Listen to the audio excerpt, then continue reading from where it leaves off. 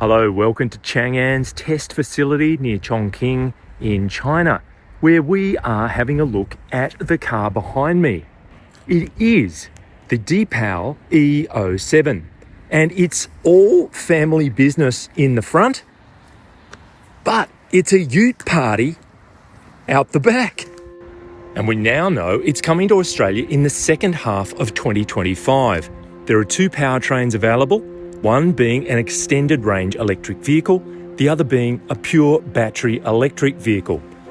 Local pricing for this multi-purpose 5-seater is far from finalised. In fact, Deepal Australia is still working through the business case for range extender and or BEV variants. But in China, it's priced between the equivalent of $44,300 and $70,000 across 7 trim levels, with the almost inevitable Aussie market price bump likely to put it in the same ballpark as a bunch of premium dual-cab ute and mid-size to large SUVs here.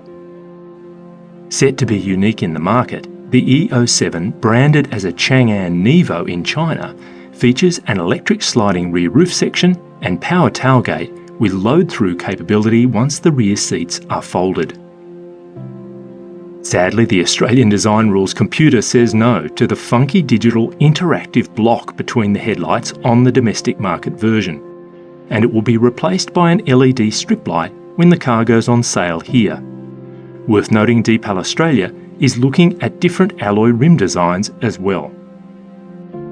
It's just over 5 metres long, and thanks no doubt to that swoopy rear end, it has a drag coefficient of 0.237, which is pretty slippery. The interior is nicely executed with a useful balance between appealing form and practical function. That said, the overall impression is minimalist, with nearly all functions operated through the central screen. No conventional instrument display, but there is an enormous head-up display to take its place. There's also a floating 15.4-inch multimedia screen here in the centre. The screen handles operation of the cargo doors, drive modes including ride height control, nav, media, ventilation, vehicle settings and more. High Deepal voice control is also on board, but I'd prefer physical dials for audio and AC control. The Deepal E07 offers range extender and battery electric variants, the former using a 105 kilowatt 1.5 litre engine purely as a generator without any drive going to the wheels. Both versions include single-motor rear-wheel drive and dual-motor all-wheel drive configurations, with all-wheel drive in the frame for our market. Question is, how does the swoopy exterior relate to a livable interior? Let's start in the front.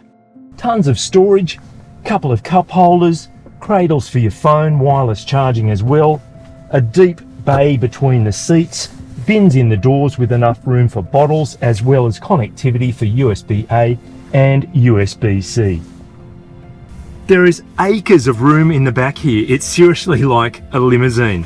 There are no pockets on the seat backs, but there's individual ventilation, a USB-C, some slots in the doors that will hold a bottle, as well as a pull-down centre armrest with a couple of cup holders. Plenty of headroom. I'm 183 centimetres and, as I said, just legroom to burn. Boot, or is it tray, capacity is 500 litres in the all-wheel drive, growing to around 1,650 litres with the rear seats folded. In the latter setup, the bed is 1,667 millimetres long, and there's also a 131 litre front trunk. That's handy, but bear in mind comparable SUVs from the Hyundai Tucson to a 5-seat Land Cruiser Prado offer more.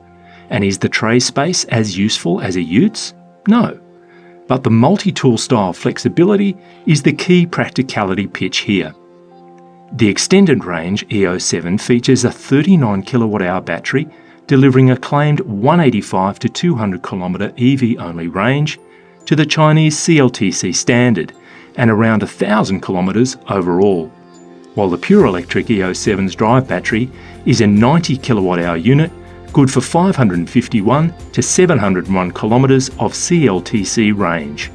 Maximum DC charge rate for the BEV is 240 kilowatts, and Deepal says a 30 to 80% charge is possible in 15 minutes.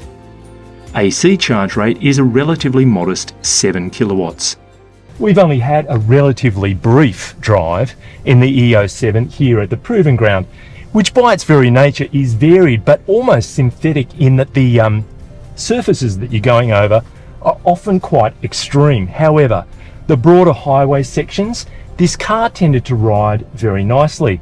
Broken bumps and undulations, it seemed pretty soft but overall reasonably well in control. The steering, it's light. There's actually quite a good connection between the steering wheel and the front tyres, but we'll really have to reserve judgment until we get this car on home soil in the second half of this year. Suspension is by double wishbones at the front and multi-links at the rear, with air suspension standard on the all-wheel drive version. As on the example we drove were a sporty 265/45 21-inch Michelin Pilot Sport SUV model. 0 to 100 km/h acceleration in the dual-motor EV is a supercar rivalling 4 seconds, and the single motor gets there in a still rapid 6.7 seconds. We'll have to wait for details on active and passive safety tech, but stand by for high-level assisted driving, with 11 cameras, 5mm wave radars, 12 ultrasonic radars and 2 LiDAR sensors fitted to top-spec models in the home market. Expect Deepal to cover the E07 with the brand's 7-year, 160,000 km warranty, with 12 months roadside assist and separate 8-year, 240,000 km drive battery cover. Cap price servicing will almost certainly be offered. In launching the S07, Deepal has to convince adventurous buyers to take the plunge on a highly specified, quirky, multi-personality SUV-ute offered by a newly established challenger brand. No small task, but as the market shifts in response to a slew of fresh makes, models, powertrains and configurations, maybe this is the right moment to offer something markedly different.